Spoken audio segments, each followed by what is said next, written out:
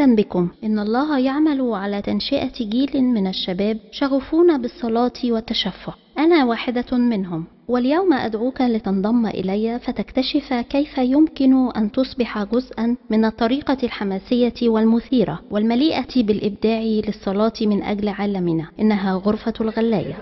نحن الآن ظهر السبت، وهناك جوا عاما من التوقع والحماس، حيث يستقطع الشباب وقتا من نشاطاتهم الاجتماعية ليجتمعوا من أجل الصلاة مع أصدقائهم. Young people come to the boiler room to be energized and excited, to intercede for their family and friends, and just to be in love with God.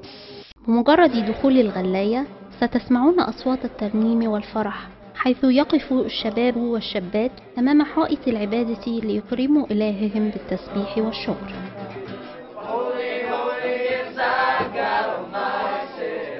فعل العبادة هذا من أولاد الله يعلن التزام هذا الجيل بأن يكونوا أدوات التغيير في مجتمعهم.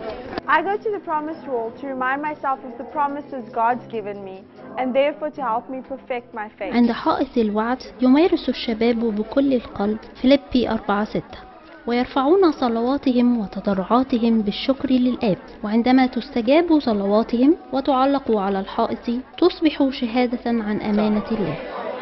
عند حائط الإبداع هناك تعاون وحماس يلهم الشباب للتعبير عن أنفسهم بالأعمال الفنية والرسم والشعر. وفيما يجتمعون معا من كل أنحاء الأرض بدأنا نجمع مجموعة فريدة من ترانيم القرن 21 تعبر عن صوت هذا الجيل وهو يصلي للآب. I pray for the nation, especially young people, because we live in the fatherless generation that lost hope, generation that needs love.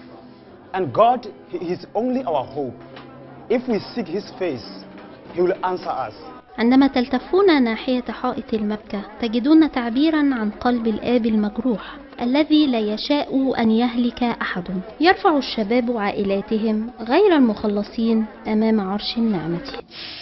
At the Wailing Hall, we cry out to our God daily for Him to reveal Jesus to a lost generation that do not yet know Him.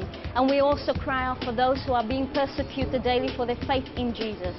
أخيرا يحين الوقت لانتظار الرب في عزلة وسكون وإدراك أنه هو الله.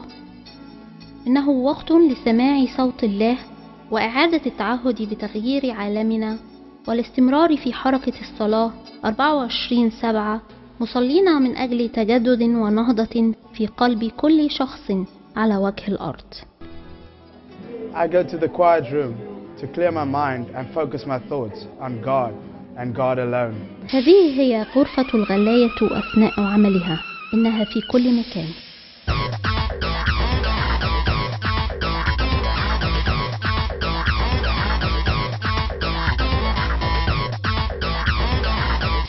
هذا هو وقتنا لتغيير مستقبلنا، لذا انضم إلينا وابدأ في الصلاة اليوم.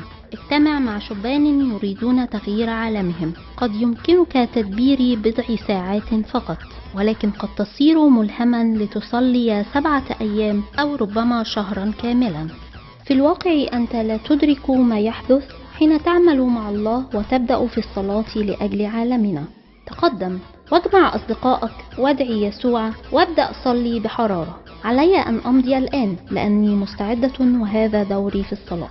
لمزيد من المعلومات عن كيفية بدء غرفة غلاية في منطقتك قم بزيارة هذا الموقع وكن متصلا بالله.